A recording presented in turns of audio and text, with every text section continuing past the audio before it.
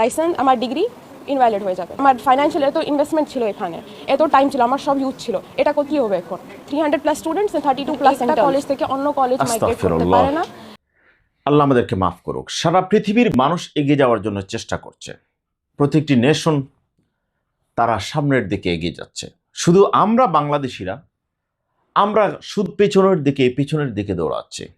এই যে ভিডিওটি আপনারা দেখলেন, এটা নিয়ে কথা বলবো। তার আগে ছোট্ট একটা গল্প বলি, আপনাদের ভালো লাগবে, বুঝতে সহজ হবে, এবং সবাইকে বলি যে ভিডিওটি শেয়ার করার চেষ্টা করবেন যাতে অন্য মানুষ এই বিষয়টি সম্পর্কে জানতে পারে।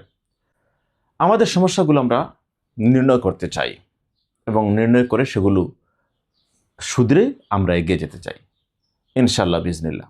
দেখেন, এক ব্যক্তি 2 বিয়ে করেছিল, তো তার খেদমতের জন্য তার 2 স্ত্রীকে তার দেহকে 2 ভাগ করে দিয়েছিল। ভাগ মিন সে দুজনের দায়িত্ব 2 পাশে দিয়েছিল। বলেছিল বড় স্ত্রী হচ্ছে তার শরীরে সম্পূর্ণ ডান পাশের খেদমত করবে এবং ছোট স্ত্রী বাম পাশের খেদমত করবে। তো একবার ছোট স্ত্রী বাপের বাড়ি যাওয়ার সময় বড় স্ত্রীকে বলেছিলেন, আপা আমি তো বাপের বাড়ি চলে যাচ্ছি, তা আমার সাইডটা একটু খেয়াল রাখেন। তো বাপের বাড়ি থেকে 1 সপ্তাহ পরে আসার পরে জিজ্ঞেস করেছিল যে আপা আপনি কি আমার এই সাইডটা, মানে হাজব্যান্ডের বাম পাশের অংশটা, টোটাল শরীর, এই অংশটাকে আপনি একটু খেয়াল করে রেখেছিলেন? বড় স্ত্রী বলছেন, হ্যাঁ তোমার এই সাইডটা আমি খেয়াল করেছি, তো ভুলবশত একদিন আমার পা লাগে গিয়েছিল ওই পাশে, তো আমি পরে আবার সালাম দিয়েছি। তখন ছোট স্ত্রী তার বড় স্ত্রীকে বলল যে তুমি যে বাম পাশে, অর্থাৎ আমার অংশে আমার স্বামীর গায়ে তুমি পা লাগাইছো, এখন তোমার অংশে আমি পা লাগাবো। তখন সে স্বামীর ডান পাশে জুড়ে পা দিয়ে একটা লাথি দিয়ে বললো, এই যে লাগাইছে এখন কি করবা করো। তখন বড় স্ত্রী বলল, হ্যাঁ তুমি আমার অংশে একবার পা লাগাইছো, তোমার অংশে আমি 2বার পা লাগাবো। তখন বড় স্ত্রী এসে স্বামীর বাম পাশে আরো 2টা লাথি দিল। তখন ছোট স্ত্রী বলে, তুমি আমার পাশে 2বার পা লাগাইছো, আমি তোমার অংশে আমি 4বার লাগবো। এবার প্রতিযোগিতা করতে করতে স্বামীর 2 পাশে তারা লাথি শুরু করে দিল, লাথি দেওয়া শুরু করে দিল। স্বামীর অবস্থা নাজেহাল হয়ে গেল। প্রতিহিংসা নিবারণ হচ্ছে বা খুবই প্রতিশোধ নিচ্ছে 2 স্ত্রী, কিন্তু মধ্যখান থেকে স্বামী। ঠিক একই অবস্থা বাংলাদেশের রাজনৈতিক দলগুলোর কারণে। আজ বাংলাদেশ স্বাধীনতার এতগুলো বছর পার হয়ে গেল, কিন্তু আমাদের অবস্থা এত খারাপ। আমাদের সম্পদের অভাব নাই, আমাদের জনসংখ্যার অভাব নাই, শুধু হচ্ছে আমাদের ভালো নেতৃত্বের অভাব, ন্যায় এবং সততার অভাব।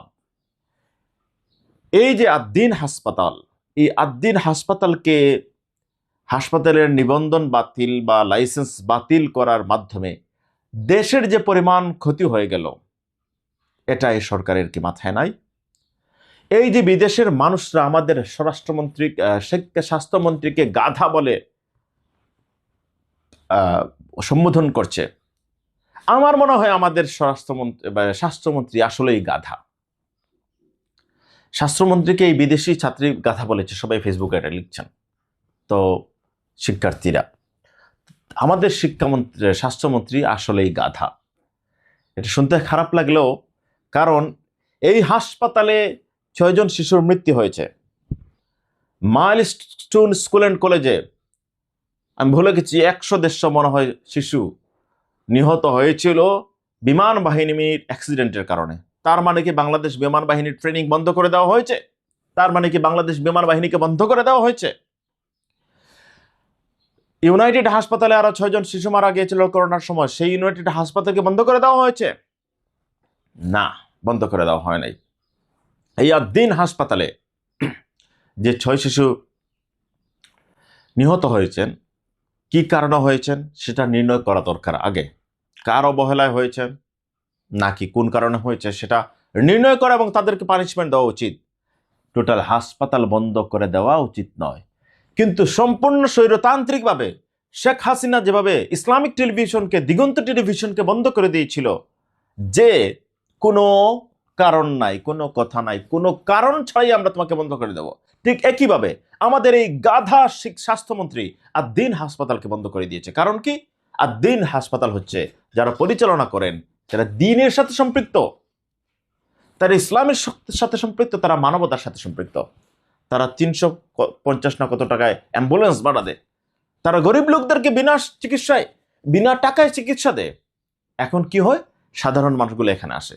এই আদ্দিন হাসপাতালকে যদি বন্ধ করা যায়, তাহলে এবার মানুষ যাবে অন্য হাসপাতালে, ওইসব হাসপাতালে ব্যবসা হবে। এই মানবতার খেদমত, দিনের খেদমত বন্ধ করে দেওয়ার জন্য। এবং যেহেতু বলা হয় যে এই আদ্দিন হাসপাতালের যারা ওনার রয়েছেন তারা হচ্ছেন জামায়াতে ইসলামীর রাজনীতিকে তারা সমর্থন করেন বা অন্যান্য ইসলামী দলগুলোকে সমর্থন করেন, সেই সব অপরাধের কারণে বন্ধ করে দেওয়া হয়েছে, কোনো কারণ ছাড়াই। এই গাধা স্বাস্থ্যমন্ত্রী নির্বাচন আগে বলেছিল আমি কি পরিমাণ জাউরা। জাউরা মানে বুঝেন কি? জাউরা মানে জারজ সন্তান, যার পিতামাতার কোনো পরিচয় নাই। এই স্বাস্থ্যমন্ত্রী তার নিজের ভাষায় বলেছিল, নিজের মুখে বলেছিল, ভিডিও আছে, সবাই ফেসবুকে, ইউটিউবে, ইনস্টাগ্রামে শেয়ার করছেন। এই স্বাস্থ্যমন্ত্রী বলেছিল নির্বাচন পাসটা করে লইব, দেখবেন আমি কি পরিমাণ জাউরা।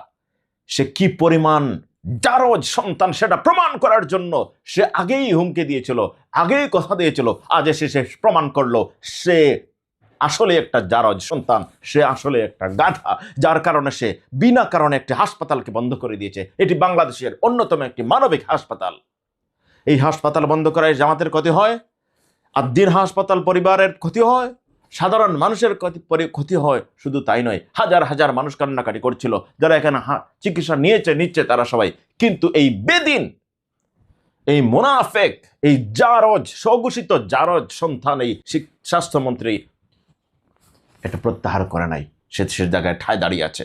কত বড় মানবতা বিরোধী এই স্বাস্থ্যমন্ত্রী, কত বড় পাগল। বিদেশিরা তাকে গাধা বলছে, সে গাধার চেয়ে আরো নিকৃষ্ট এই আমাদের স্বাস্থ্যমন্ত্রী। আল্লাহ, আমরা যেন এই দুনিয়ায় বেঁচে থাকতে এই স্বাস্থ্যমন্ত্রীর বিচার দেখতে পাই, যারা যেরকম এই পৃথিবীতে যারাই এরকম আকাম করেছে, যারাই মানবতার বিরুদ্ধে, শিশুদের বিরুদ্ধে, নারীদের বিরুদ্ধে, জনগণের বিরুদ্ধে কে কাজ করেছে তাদেরকে আল্লাহ পানিশমেন্ট দিয়েছেন, আমরা দেখেছি। ইনশাল্লাহ আমরা দেখতে চাই এই, যদি আমার পার্সোনাল কোনো ক্ষতি করতো আমি তাকে ক্ষমা করে দিতাম, কিন্তু কেন বিচার চাই? এটা সামাজিক শৃঙ্খলা, সামাজিক শান্তির বিরুদ্ধে সে অবস্থান নিয়েছে, তাকে আমরা দেখতে চাই। সর্বোপরি এখানে কার ক্ষতি হলো? বিদেশি শিক্ষার্থীরা এখানে আসছেন, দেশের লাভ হয়েছে এখানে, বা দেশের অর্থনীতিতে ভূমিকা রাখছে এই হাসপাতাল। এটা তোয়াক্কা করলো না। এখানে 300 না 350 বিদেশি শিক্ষার্থীরা এসে দাবি জানাচ্ছে তাদের লাইফ শেষ। তারা যদি এখান থেকে ইন্টার্নশিপ শেষ করতে না পারে, তাহলে তারা এই যে 6 বছর পড়াশোনা করলো, তারা ইনভেস্ট করলো, তো বারবার বলছে যে আমার ফ্যামিলি ইনভেস্ট করেছে, আমার এখান থেকে যদি আমি ব্যাক করে যাই, আমার লাইফ বলতে কিছু নাই, আমার সব কিছু শেষ, আমার ক্যারিয়ার শেষ হয়ে যাবে। এই সব মানুষের সব অভিশাপ গিয়ে পড়বে এই সরকারের উপর, এই স্বাস্থ্যমন্ত্রীর উপর। সুতরাং স্বাস্থ্যমন্ত্রী, আপনিও স্বৈরাচার শেখ হাসিনার মতো চোখ বন্ধ করে আপনার স্বার্থের জন্য এতগুলো মানুষের জীবনকে ধ্বংস করে দিচ্ছেন, এতগুলো শান্তিকে নষ্ট করে দিচ্ছেন। মনে রাখবেন, কাল কিয়ামতে তো বিচার হবে। এই দুনিয়ায় মানুষ দেখবে এই স্বাস্থ্য গাধা যারা স্বাস্থ্যমন্ত্রীর বিচার কি হয়। আল্লাহকে ভয় করে না যে মানুষ, তারা এরকম করে। সুতরাং জাতির কাছে বলতে চাই, সবার কাছে বলতে চাই, আমরা দেখব ইনশাআল্লাহ এই মন্ত্রীকে প্রকৃতি কি বিচার করে, আল্লাহ কি বিচার করেন। সবাইকে বলবো ধৈর্য ধারণ করেন। বিএনপি সরকার যে স্বৈর শাসকের শেখ হাসিনার পদাঙ্ক অনুসরণ করছে, তারা যে স্বৈর শাসক হয়ে উঠছে, এগুলো তার প্রমাণ। এবং তারা কি দেখে নাই ফেরাউন নমরুদের কি অবস্থা হয়েছিল? তারা কি দেখে নাই সাদ্দাতের কি অবস্থা হয়েছিল? সর্বশেষ তারা কি দেখে নাই শেখ হাসিনার কি অবস্থা হয়েছিল? সুতরাং তারা যদি এই ফেরাউন নমরুদদের, হাসিনাদের পথে চলে, তাদেরকেও সেই পথে যেতে হবে। এবং ইনশাআল্লাহ আল্লাহ সেই ব্যবস্থাই নেবেন। জাতিকেও বলবো শুধু ধৈর্য ধারণ করেন। ইনশাআল্লাহ বিজনিল্লাহ এরকম করে যাক। আমরা জাতি হিসেবে আমরা প্রতিবাদ করে যাব ইনশাআল্লাহ বিজনিল্লাহ। কিন্তু আমরা সাধ্যের মধ্যে যতটুকু পারি প্রতিবাদ করছি, কিন্তু কোনো কিছুতে তারা কান দিচ্ছে না। তাদের জন্য আল্লাহ রেখেছেন ভয়ঙ্কর শাস্তি। তাদের জন্য রয়েছে ভয়ঙ্কর শাস্তি, তারা বুঝতে পারছে না। সেই দিন আর বেশি দূর নয়, হয়তো 2 বছর, হয়তো 5 বছর, না হয় 10 বছর, আমরা দেখবো আল্লাহ তাদের কি বিচার করেন। আল্লাহ, তোমার বিচারের আশায় মজলুমরা বসে আছি। রব্বুল আলামিন, তোমার বিচারের অপেক্ষায় মজলুমরা বসে আছে।